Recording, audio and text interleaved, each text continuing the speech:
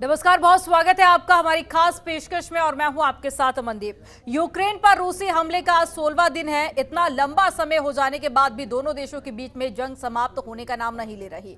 रूस की ओर से यूक्रेन के कई शहरों पर हमले जारी हैं और 60 किलोमीटर लंबा जो रूसी सैन्य काफिला था वह अब कीव की ओर नजदीक पहुंच चुका है।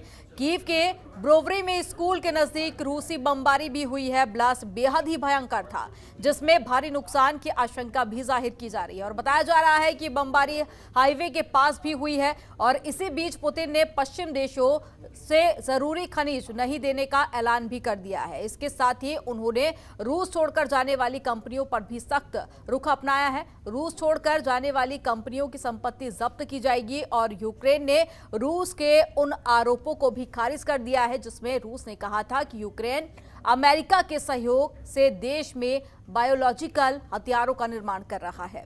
यूक्रेन के राष्ट्रपति ज़ेलेंस्की ने कहा है कि उनके भी 2 बच्चे हैं और वो एक जिम्मेदार देश के राष्ट्रपति हैं। उन्होंने कहा है कि उनके देश में भारी तबाही मचाने वाले किसी तरह के जैविक हथियार का निर्माण नहीं हुआ है।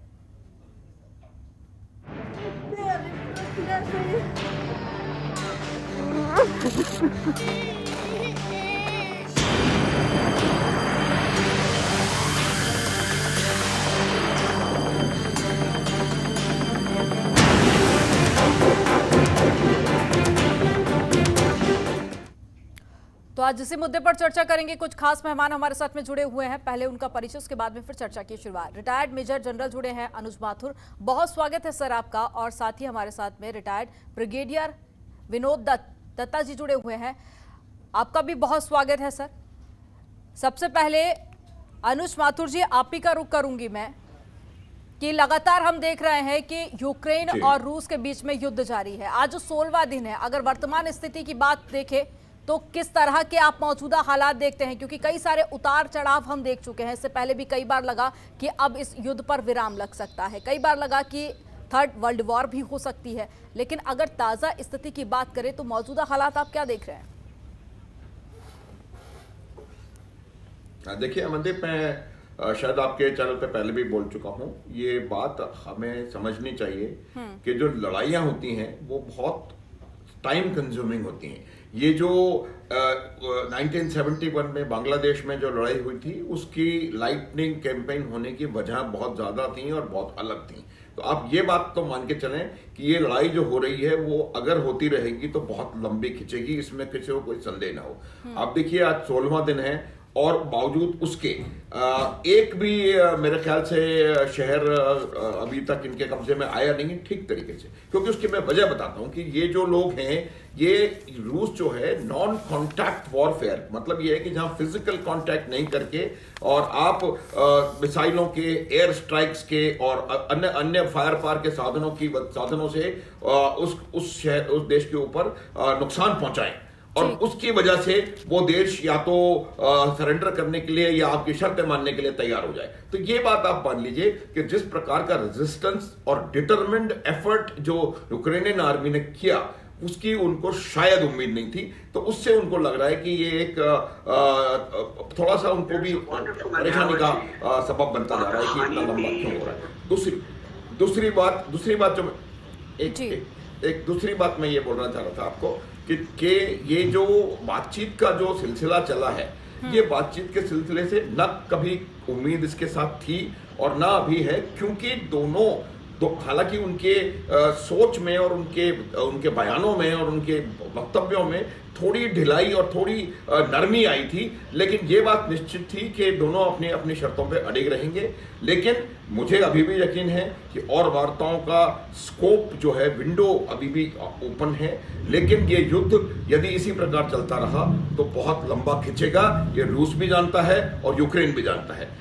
एक मैं सिर्फ इसमें बात ऐड करना चाहता हूं, वो ये होती है कि जैसे जैसे ये युद्ध लंबा खिंचता चला जाएगा, वैसे वैसे जो रूसी जो सेनाएं हैं उनको परेशानी होने लगेगी, क्योंकि अब मौसम ऐसा बदलने वाला है कि वहां पर उधर उसके यूक्रेन के इलाके में बर्फ पिघलनी शुरू होगी तो स्लश हो जाता है, और जब स्लश हो जाता है तो आपके आर्मर जो मैकेनाइज क्रॉस कंट्री मनूवर्स हैं वो बहुत डिफिकल्ट हो जाते हैं, और आपके जब मनूवर्स मूवमेंट डिफिकल्ट हो जाते हैं तो आपके ऊपर अपनी कैजुअलिटीज लेने का खतरा बढ़ जाता है। इसीलिए कैंपेनिंग सीजन जो है वो मेरे ख्याल से लगभग मार्च के अंत तक है, और उसके पश्चात रूसी सेनाओं को बहुत परेशानी होने वाली है। लेकिन ये आप बात मान लें कि ये अगर लड़ाई आगे बढ़ी तो ये बहुत ब्लडी लड़ाई होगी, और इसमें आपको fighting in built up area देखने को मिलेगा। और बिल्ट अप एरिया की जो लड़ाई होती है उसमें अमनदीप, उसमें जो हमलावर होते हैं उनको खासा नुकसान रहता है, उनको डिसएडवांटेज है, क्योंकि जो डिफेंडर है दोनों ही देशों की तरफ से हम देख रहे हैं कि आक्रामक रुख अपनाया जा रहा है, और ऐसे में ये कहीं भी देखकर प्रतीत नहीं होता कि ये बातचीत से अब इसका कोई भी समाधान निकलेगा। आगे हम चर्चा करेंगे इस पर, लेकिन विनोद जी भी हमारे साथ में जुड़े हुए हैं। विनोद जी, अनुज जी की बात से आप कितना ज्यादा इत्तेफाक रखते हैं, और साथ ही पुतिन की तरफ से कई सारे आगे भी निर्देश जारी किए गए हैं, जैसे कि पश्चिम देशों को खनिज देने से इनकार कर दिया है पुतिन ने, और साथ ही कई सारे और भी एक्शन लिए गए हैं। कंपनियों को लेकर भी काफी ज्यादा आक्रामक पुतिन इस वक्त देखे जा रहे हैं, तो इसके अब क्या कुछ मायने निकाले जाए? मैं सहमत हूँ जनरल माथुर साहब की बात से, और ये देखिए, ये युद्ध एक ऐसा नासूर बनता जा रहा है कि इसमें अब रूस के लिए खासकर न निगलने को है न उगलने को है, क्योंकि दूसरी तरफ आप यूक्रेन देखिए, यूक्रेन तो तकरीबन पूरा ही बर्बाद हो चुका है। तो देखिए, जिस आदमी के पास कुछ खोने को नहीं है अब, तो वो कोई भी कदम लेने से गुरेज नहीं करेगा। रही बात दूसरी, देखिए जिस तरह की इकोनॉमिक सैंक्शंस लगाई गई हैं, आप क्रीमिया युद्ध को देख लीजिए, जब 2014 में रूस ने उसका एनेक्सेशन किया था, तब भी उसके ऊपर सैंक्शंस लगाई थी और उसको 5% उसकी जीडीपी में नुकसान हुआ था। ये अनुमान लगाया जा रहा है कि अब इस युद्ध के बाद करीब 7% उसकी जीडीपी पे नुकसान आएगा। तो अब जो सैंक्शंस लगाई गई हैं वो चौतरफा हैं, वो 360 डिग्री सैंक्शंस हैं, और रूस इससे उभर के नहीं आ सकता। आप ये देखिए, मैं आपको छोटी सी मिसाल देता हूँ, एक सुखोई करीब $30 मिलियन का आता है। तो जिस तरह के नुकसान रूस को हो रहे हैं, क्योंकि देखिए वॉर में हमेशा कहता हूँ इज ए कॉस्टली हॉबी, क्योंकि वो जमाने लग गए साहब कि warfare was a restricted expenditure. अब तो आप जिस तरह का एमिनेशन इस्तेमाल कर रहे हैं, जिस तरह का आप हवाई हमले कर रहे हैं, जिस तरह से रूस की लाइंस ऑफ कम्युनिकेशन बढ़ गई हैं। और एक बहुत अच्छा पॉइंट जनरल साहब ने दिया, वो ये था कि देखिए अब मौसम बदल रहा है, क्योंकि वॉरफेयर में मौसम का बहुत बड़ा रोल होता है। आपको याद होगा सन 71 की लड़ाई में श्रीमती गांधी चाहती थी कि उन्होंने chief of the army staff general Manekshaw थे, उनको बुलाया था कि हमें अप्रैल मई में अटैक कर देना चाहिए पाकिस्तान के ऊपर, क्योंकि स्थिति काफ़ी ख़राब हो चुकी थी, काफ़ी शरणार्थी आ रहे थे। तो उन्होंने जनरल मानेकशॉ साहब ने कहा था कि अभी ये समय नहीं है अटैक करने का, क्योंकि जो मौसम की जो स्थिति है, क्योंकि ईस्ट में जो नदियां हैं वो एकदम समुद्र का रूप धारण कर चुकी हैं। कैंपेनिंग सीजन नहीं है, तो ये भी कैंपेनिंग सीजन नहीं है। जिस तरह का स्लश, जिस तरह की मिट्टी वहां से अब जब बर्फ पिघलनी शुरू हो जाएगी, तो उनके जो टैंक्स हैं, और टैंक्स के लिए सबसे बड़ी खतरनाक चीज है जब वो टैंक्स बॉग डाउन हो जाते हैं। आपने एक न्यूज सुनी होगी कुछ दिनों पहले कि साहब रूसी सेना जो है अपने टैंक छोड़ के जा रही है। तो वो टैंक छोड़ के नहीं जा रहे थे, उनके जो टैंक्स है वो स्लश में फंस गए थे। और टैंक वॉरफेयर को अगर रोकना है तो कई बार इस तरह की आर्टिफिशियल फ्लडिंग भी की जाती है। तो अब जो मौसम है वो यूक्रेन के फेवर में है। ठीक है, तो आने वाले दिनों में सेना को काफी ज्यादा परेशानी का सामना करना पड़ सकता है, लेकिन हम देख रहे हैं कि लगातार कीव के काफी ज्यादा नजदीक इस वक्त यूक्रेन में सेना पहुंच चुकी है रूस की। तो ऐसे में हवाई फायर की भी आशंका जाहिर की जा रही थी। तो आगे क्या इस पर विराम लग सकता है, या आपने कहा कि मौसम में बदलाव होगा, तो ये क्या किसी तरह का समाधान का संकेत दे रहा है?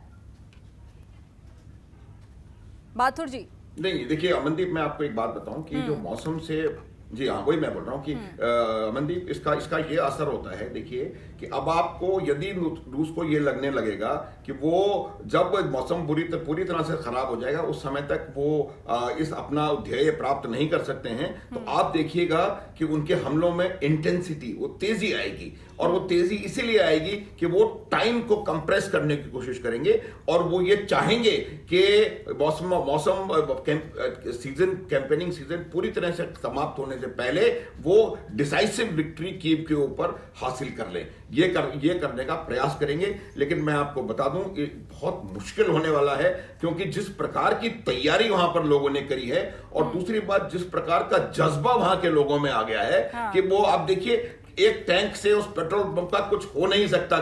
अमनदीप, देर से आप पूछिए, मैं सैनिक हूं, दत्ता साहब भी बैठे हैं, बहुत काबिल सैनिक हैं, तो ये आप जाने बावजूद उसके वो पेट्रोल बम लेके बैठे हुए हैं, कहते हैं कि आओ हम तुमको पेट्रोल बम से मार देंगे, आओ हम तुमको तीर कमान से मार देंगे। मतलब ये जज्बा है ये। और जब ये इस प्रकार का जज्बा डिफेंडर्स में आ जाता है तो कोई भी हमलावर दस्ते कितने भी मॉडर्न क्यों ना हो, कितने भी तगड़े क्यों ना हो, उनके ऊपर नुकसान होने की पूरी गुंजाइश रहेगी और समय लगेगा उनको। ये बात आप मान लें। कुछ दिन पहले भी मैंने ये बताने का प्रयास किया था कि आप देखें कि जो लड़ाई होती है उसमें कितनी बड़ी सेना है रूस की, 10 लाख और आपकी सिर्फ 1 लाख या 50,000, उससे उतना अंतर नहीं पड़ता। अंतर ये पड़ता है जब ग्राउंड के ऊपर at a point of decision, जहां पर निर्णायक पल है, निर्णायक क्षण है, निर्णायक स्थान है, जहां पर दो और फौजें एक दूसरे के आमने सामने हैं, वहां पर आप कितनी ताकत, कितनी फायर पावर, कितनी मैन पावर और कितनी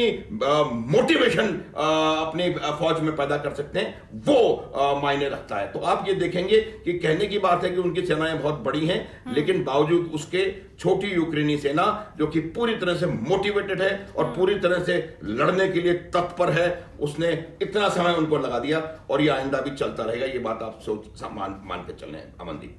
ठीक है, लेकिन विनोद जी, हम देख रहे हैं कि लगातार युद्ध तो बरकरार है ही, और ज़ेलेंस्की की अगर हम बात करें तो काफ़ी ज़्यादा आक्रामक भी वो देखे जा रहे हैं, पीछे हटने को तैयार नहीं, बार बार इस तरह के उनकी तरफ से बयान भी सामने आ रहे हैं। लेकिन दूसरी तरफ वहीं रूस के राष्ट्रपति द्वारा जब जब उन पर आरोप लगाए गए उसका उन्होंने खंडन भी किया। अभी अगर हम हालिया देखें तो हथियारों को लेकर, अवैध हथियार को लेकर उन पर आरोप लगाए गए थे, जिसका उन्होंने खंडन किया और कहा कि उनके देश में किसी भी तरह के अवैध हथियार नहीं बनाए जाते हैं। युद्ध अभी लंबा चलेगा, और आपको याद होगा कि कुछ दिन पहले बार बार ये बातें कही जा रही हैं कि ये दो देशों की आपसी लड़ाई है, आपसी झगड़ा है, तो मध्यस्थता से ही इसका समाधान हो सकता है। तो क्या इसकी उम्मीदें आप आगे देख रहे हैं? देखिए, अब एक चीज जो बिल्कुल वाज़ेह और साफ है वो ये है कि रूस का भी जो कॉम्बैट स्टेमिना है या जो लॉजिस्टिक स्टेमिना है वो दिन पे दिन गिरता जा रहा है, और उसकी माली हालत भी इतनी अच्छी नहीं है। और जिस तरह देखिए, जनरल साहब ने बड़ा अच्छा पॉइंट दिया था और बताया था कि यूक्रेन की जो सेना है उनके अंदर जो जुनून और जज्बा है वो एक अजीब ही उसका प्रोपोर्शन उसने ले रखा है। और सबसे बड़ा फैक्टर जो बैटल विनिंग फैक्टर होता है, मोराल।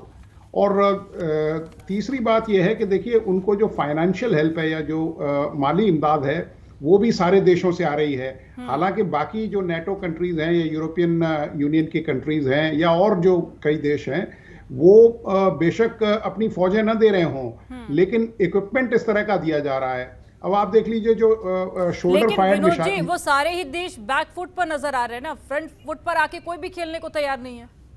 नहीं तो फ्रंट फुट पे तो देखिए यूक्रेन के जो नागरिक हैं वो खेलेंगे, क्योंकि जिस तरह का इक्विपमेंट उनको दिया जा रहा है, क्योंकि अभी उनके पास, जैसा जनरल साहब ने बताया था कि भाई जब बिल्टअप एरिया की लड़ाई होगी, फाइटिंग इन बिल्टअप एरिया का जो ऑपरेशंस होंगे, तब जो मोलोटोव कॉकटेल बनाए हैं या जो शोल्डर फायर्ड मिसाइल्स हैं, उन्होंने उनके कई हेलीकॉप्टर्स, कई जहाजों को गिराया है। और उसको सीखने के लिए कोई 10-15 मिनट की आपको ट्रेनिंग चाहिए। आपने केवल अपर्चर से देखना है, उसको टारगेट को रजिस्टर करना है और फायर कर देना है। तो इस तरह के जो लोगों के अंदर, और देखिए आजकल हर बच्चा पढ़ा लिखा है। आजकल आप छोटे बच्चे को भी देख लीजिए, वो आपके हाथ से मोबाइल लेगा और बिना पढ़े लिखे होने के बावजूद भी वो सीधे आप गेम्स खेलने शुरू कर देता है। तो आजकल पीपल आर इंटेलिजेंट, और आजकल जिस तरह का वॉरफेयर या इक्विपमेंट है और जो जज्बा यूक्रेन के लोग रखते हैं, तो वो रशिया के लिए एक चिंता का सबब है। रशिया की जो लाइंस ऑफ कम्युनिकेशन है वो बहुत खिंच गई हैं। मौसम उसके साथ नहीं है। विश्व समुदाय उसके साथ नहीं है।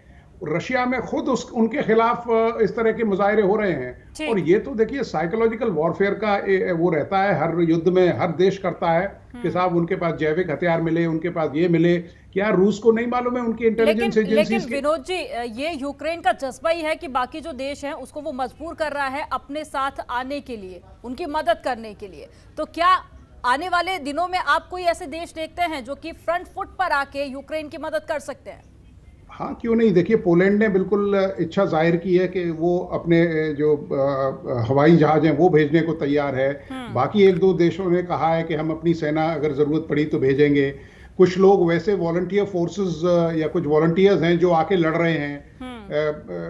हर देश से लोग आ रहे हैं। तो यूक्रेन ने हमेशा उनके लिए दरवाजे खोल रखे हैं कि जो इस देश के लिए लड़ेगा। उन्होंने यहाँ तक ऐलान कर दिया है कि साहब मैं उनको यूक्रेन की नागरिकता देने को तैयार हूं। तो इस तरह का जहां से देखिए, क्योंकि विश्व समुदाय रूस के खिलाफ जाता जा रहा है, क्योंकि लेकिन विनोद जी, अमेरिका का जिक्र बार बार किया जा रहा है ये दो देशों की जंग में, और अमेरिका का ही स्टैंड किसी भी तरह का स्पष्ट होता हुआ नहीं देखा जा रहा है। अभी देखिए हथियार को लेकर भी जिक्र हुआ तो भी अमेरिका का नाम आया। ऐसे में बार बार अमेरिका का जिक्र तो हो रहा है, कहीं ना कहीं जिम्मेदार भी अमेरिका को इसके लिए माना जा रहा है, लेकिन अमेरिका का क्या स्टैंड है वो अभी तक स्पष्ट नहीं हो पाया। हाँ बिल्कुल, देखिए अमेरिका की बात यह है कि अमेरिका, आप ये देखिए कि पिछले करीब 100 सालों में 81% जितनी भी लड़ाइयाँ हुई हैं, 81% जो युद्ध हुए हैं उसमें अमेरिका का हाथ रहा है। और अमेरिका ने कोई लड़ाई अपनी जमीन पे तो लड़ी नहीं है। अमेरिका को तो पहली बार इस खून खराबे का एहसास हुआ जब ट्विन टावर्स पे अटैक हुआ, और उसके बाद ही उसका झुकाव भारत की तरफ होने लगा। उससे पहले तो भारत को वो कहीं किसी गिनती में गिनता ही नहीं था। तो अमेरिका अब ये अपनी जो इमेज है वो इतनी खराब कर चुका है कि अब उस पर कोई सपने में भी विश्वास नहीं करेगा।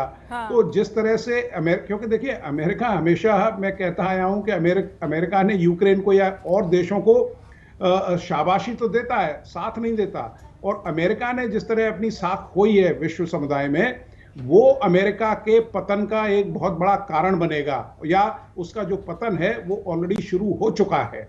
और जिस तरह से अब नया वर्ल्ड ऑर्डर निकल के आएगा वो साइनोसेंट्रिक वर्ल्ड ऑर्डर होगा, और उसके अंदर अमेरिका का रोल नहीं है। अमेरिका ने क्यों क्वाड को बनाया? अमेरिका को भी मालूम है कि वो अब चीन का जो सामना है वो अकेले नहीं कर सकता। आज देखिए अमेरिका की नेवी का वर्चस्व था कई सालों से, कई डिकेड से, कई सदियों से। आज जो चाइनीज आर्मी है, चाइनीज नेवी है, वो सबसे बड़ी नेवी है। 350 से ज्यादा बड़े जंगी पानी के जहाज हैं उसके पास। तो 2050 तक जो सपना चीन ने संजोया है एक सुपर पावर बनने के लिए, वो चीन बिल्कुल सर्टेनली, श्योरली और स्टेल्थली अपने इरादों में कामयाब हो रहा है। एक किताब लिखी गई थी जिसमें यह कहा गया था कि भाई जैसे चाइना की पॉलिसी यह है कि भाई आप चुप रहिए और just keep buying the time. ठीक। और वो अमेरिका के पतन के लिए उसने रूस का सहारा लिया है, और रूस ने चीन का सहारा लिया है। जैसे अमेरिका ने सोवियत संघ के विघटन के लिए चीन का सहारा लिया था। तो इतिहास, तारीख हमेशा दोहराती है, और अमेरिका को ये रेसिपी काफी तीखी नजर आएगी। ठीक है अनुज जी, दो देशों की वॉर हम लगातार देख रहे हैं, उन देशों का हम जिक्र भी कर रहे हैं। आपने कहा कि रूस के लिए भी आने वाला वक्त काफ़ी ज़्यादा चुनौतीपूर्ण रहेगा। यूक्रेन की अगर हम बात करें तो शहर के शहर तबाह हो चुके हैं, वो मंजर भी हम देख रहे हैं लगातार। लेकिन इन दो देशों की जंग का क्या और भी कई सारे देश रहेंगे जिन पर इसका प्रभाव पड़ेगा? बिल्कुल अमनदीप, बिल्कुल सही आपने बोला। ये कई सारे देश नहीं, मैं आपको बताऊंगा कि किस प्रकार से किस किस के ऊपर क्या क्या प्रभाव इसका पड़ रहा है। ऑलरेडी पड़ेगा का तो बात ऑलरेडी पड़ रहा है। अब मैं आपको एक बार फिर वो बात दोबारा दोहराता हूं कि ये जो लड़ाई हो रही है वो 3 फ्रंट्स के ऊपर लड़ाई चल रही है। एक साइकोलॉजिकल वॉरफेयर फ्रंट है, एक इकोनॉमिक वॉरफेयर फ्रंट है, और एक ग्राउंड वॉरफेयर फ्रंट है। साइकोलॉजिकल वॉरफेयर फ्रंट में यूएसए, नाटो और यूक्रेन का जो कॉम्बिनेशन है जो कि रूस के खिलाफ खड़ा है, वो मुझे लगता है पूरी तरह से विजयी मेरे हिसाब से ऑलरेडी हो चुका है। और इसीलिए मैं कहता हूं कि जितनी भी खबरें आ रही हैं, जितने भी आपके पास वीडियोज आ रहे हैं, जितने भी ये, इन सबको थोड़ा दिमाग, थोड़ी पिंच ऑफ सॉल्ट के साथ इनको समझने की आवश्यकता है। जो दिखाई दे रहा है वो नहीं है। हर आदमी कह रहा है कि कीव पे ये हो गया, कीव में कुछ नहीं हुआ है। जो लोग वहां पर हैं, मैं कुछ लोगों के साथ टच में हूं, कुछ मतलब आप देखें कि ये जो साइकोलॉजिकल वॉरफेयर का ये वाला जो हिस्सा है, ये वेस्टर्न जो टीम है उनका बहुत बेहतरीन चल रहा है और वो इस हिस्से में पूरी तरह कामयाब रहे हैं। आप ये मैं बता रहा हूं कि हर वो व्यक्ति जिसके हाथ में एक स्मार्टफोन है, वो एक मीडिया वॉरियर बना हुआ है यूक्रेन के अंदर, और एक वीडियो खींच के वो भेज देता है और वो वीडियो जो है वो पूरी तरह से इस्तेमाल होती है। पहली बात तो ये उनकी तरफ चल रहा है मीडिया वॉरफेयर और साइकोलॉजिकल वॉरफेयर उनकी तरफ। जो अमेरिका के मूवमेंट्स हैं, मनूवर्स हैं, आर्मी का आना, शिप का इजिप्ट पहुंच जाना, ग्रीस पहुंच जाना और किसी का कुछ कहीं, तो ये तमाम चीजें हैं जो साइकोलॉजिकल वॉरफेयर का हिस्सा हैं, जो कि एक दबाव क्रिएट करने की कोशिश कर रही हैं। दूसरा इकोनॉमिक वॉरफेयर है। इस वॉरफेयर इस फ्रंट पे, अभी दत्ता साहब ने भी कहा, इस फ्रंट पे रूस के ऊपर इतना दबाव है कि आप समझ नहीं सकते हैं। रूस को बहुत ज्यादा नुकसान होने वाला है। लेकिन अब आपके प्रश्न का उत्तर, जो रूस को नुकसान होने वाला है उससे रिलेटेड जितनी भी इकोनॉमीज हैं, चाहे वो डायरेक्टली रिलेटेड हो, चाहे वो इनडायरेक्टली रिलेटेड हो, उन सब पर प्रभाव पड़ रहा है। आज की तारीख में आप देखें, यूरोप में गैस का, पेट्रोल का, डीजल का, इनके प्राइसेस मेनी टाइम्स 30-40% बढ़ गए हैं। अनुज जी, मेरे पास वक्त की कमी है, जल्दी से आप भारत की भूमिका पर भी एक संक्षिप्त में टिप्पणी कीजिए कि भारत की भूमिका क्या इसमें आप देखते हैं? हाँ, देखिए, बिल्कुल। एक तो पहली बात तो मैं उसकी भूमिका से पहले ये बताऊंगा कि भारत के ऊपर भी इसका विपरीत असर पड़ेगा, क्रूड की कीमतें बढ़ने का, और इस लड़ाई का जितनी लंबी खींचेगी उतना भारत के ऊपर अधिक से अधिक असर पड़ता चला जाएगा। भारत की भूमिका यह है कि भारतवर्ष मेरे ख्याल से दुनिया का एकमात्र ताकतवर देश है अभी, जिसकी गुडविल अमेरिका में भी है, यूक्रेन में भी है और रशिया में भी है। तो मुझे लगता है कि भारतवर्ष का जो हमारे जैसे प्रधानमंत्री हैं वो इसमें दोनों तीनों लोगों से बातचीत करने में कम से कम सक्षम है, और अगर दोनों तीनों पार्टीज उनकी बात सुनेंगी, समझेंगी, तो संभावना है कि भारत की वजह से इसमें कोई आपको अच्छी विंडो ऑफ अपॉर्चुनिटी मिले और ये युद्ध किसी कंक्लूजन के आसपास पहुंचे। ये समझना है मत। ठीक है विनोद जी, इस पूरे वॉर को लेकर एक फाइनल कमेंट आपका। देखिए, ये एक वॉर एक दुनिया को इस नए वर्ल्ड ऑर्डर की परिभाषा में तब्दील होता जा रहा है, जहां जो बाकी देश हैं, जो छोटे देश हैं या जो इकोनॉमिकली उतने सक्षम देश नहीं हैं, उनके लिए एक ये लेसन है कि भाई आप अमेरिका के झांसे में ना आए। अमेरिका एक डिपेंडेबल अलाई नहीं है, आपको अपनी लड़ाई खुद लड़नी है। एक जैसे शायर ने कहा था कि कोई चांद लाकर नहीं देगा, अपने चेहरे को जगमगाया कर। तो देशों को यह समझना चाहिए कि आपको अपनी लड़ाई खुद लड़नी पड़ेगी।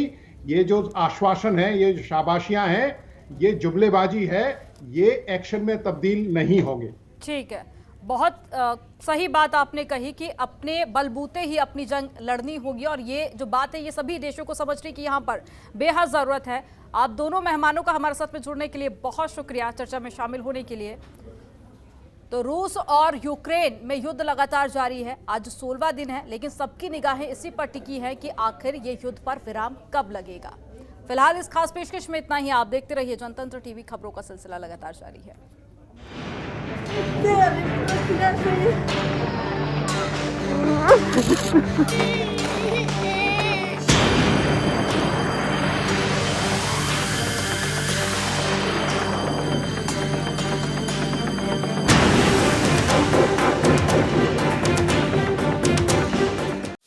खबरों के निष्पक्ष विश्लेषण के लिए सब्सक्राइब करें Jantantra TV and press the bell icon. Never miss any update.